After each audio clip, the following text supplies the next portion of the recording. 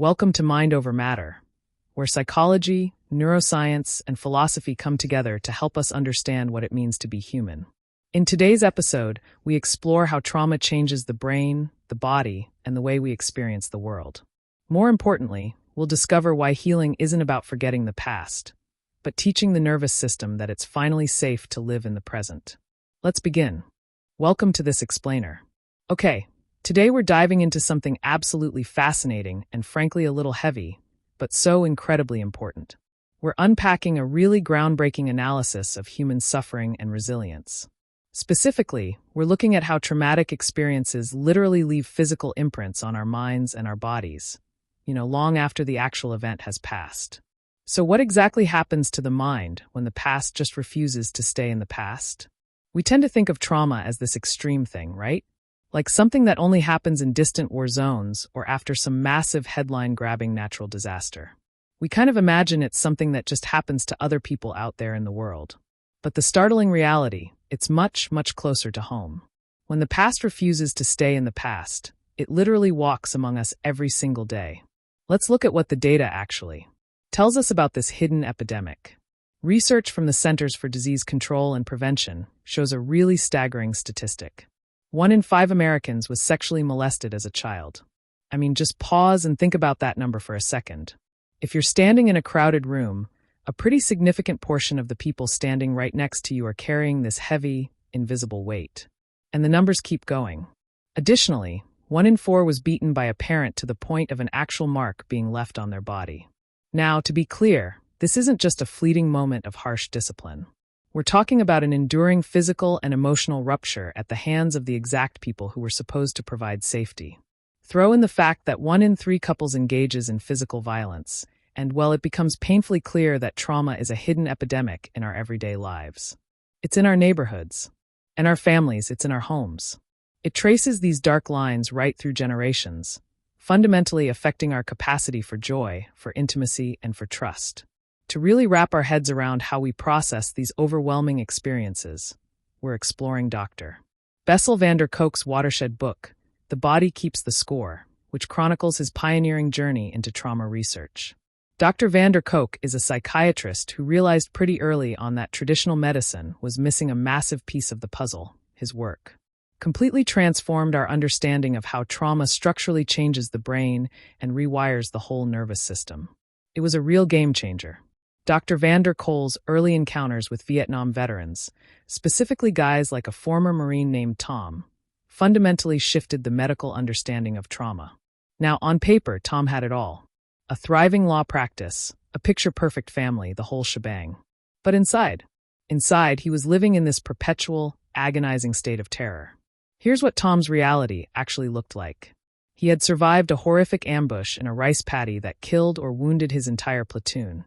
And though he made it back physically, he came home completely emotionally frozen.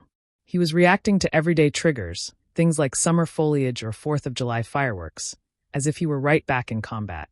To cope with the overwhelming noise of his own kids, he'd either drink himself into oblivion or just jump on his Harley Davidson and ride at dangerously high speeds just to calm his nervous system down. He was essentially stuck in an endless survival loop. And here's where it gets really complex.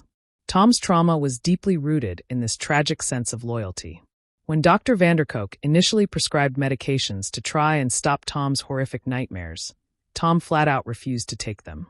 For Tom, feeling that pain and reliving that terror every night was the only way he knew how to honor his fallen comrades.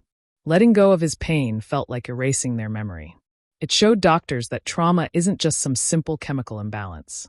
No, it's deeply tied to meaning, to shame, and to a desperate grip on a traumatic past. But it wasn't just a sense of loyalty keeping these veterans trapped. Sometimes it was pure biology hijacking the present moment. Take another veteran, a former medic named Bill. Bill was actually doing relatively fine as a young clergyman. That is, until he and his wife had their first child. The very first time he was left alone with his newborn baby, and the baby started to cry, Bill was instantly flooded with terrifying, vivid flashbacks of dying children in Vietnam. 10 whole years after the war. He was smelling the smells and hearing the exact sounds of his trauma, triggered simply by the cries of his own infant. Bill's story perfectly captures this concept we call the failure of imagination. This is the loss of mental flexibility that occurs when people are compulsively pulled back into past traumatic memories. Basically, the mind is completely stripped of its ability to play, dream, or envision new possibilities. When your brain's alarm system is constantly firing off, constantly pulling you back to your most terrifying moments, you completely lose the mental flexibility to exist in the present. And without imagination, well, there's no hope. You literally can't envision a better future because your mind is locked in a battle for survival that already happened in the past. To figure out exactly how this works, under the hood, Dr.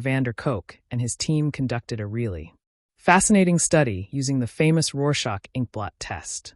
Normally, if you give this test to a non-traumatized person, they might look at the ambiguous ink shapes and see, dancing monks, fluttering butterflies, maybe a couple of people talking.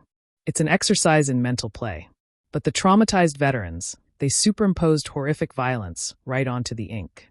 When shown a card with a splash of red, they immediately saw the blown-apart bodies of their friends.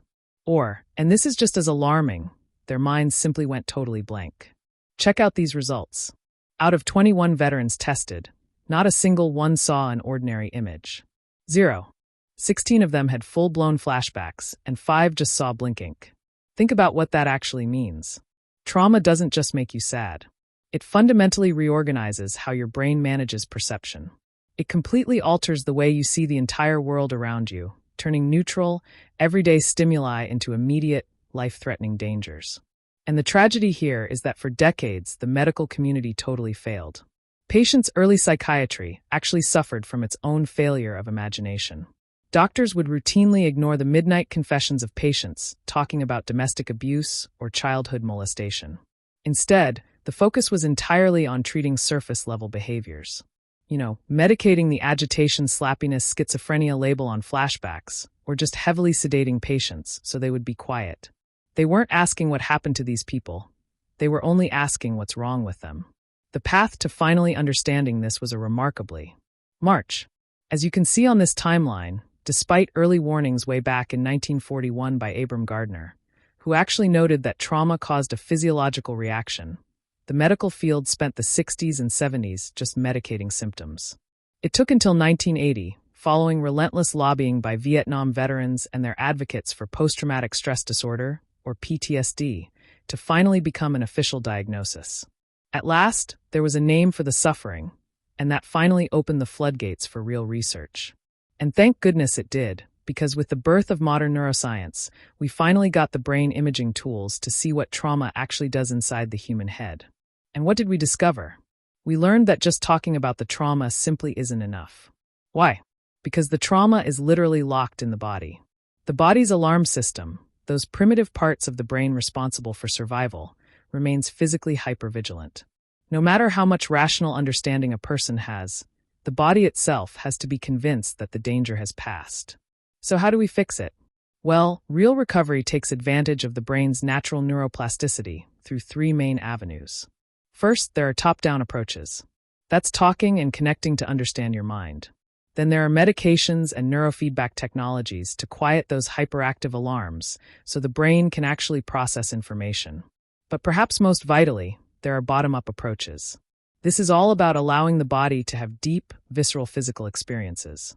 Things like yoga, theater, or communal rhythms that directly contradict those feelings of helplessness and collapse caused by the trauma. Ultimately, it's about regaining visceral mastery over your own physical being. I want to leave you with this final thought to consider. Dr.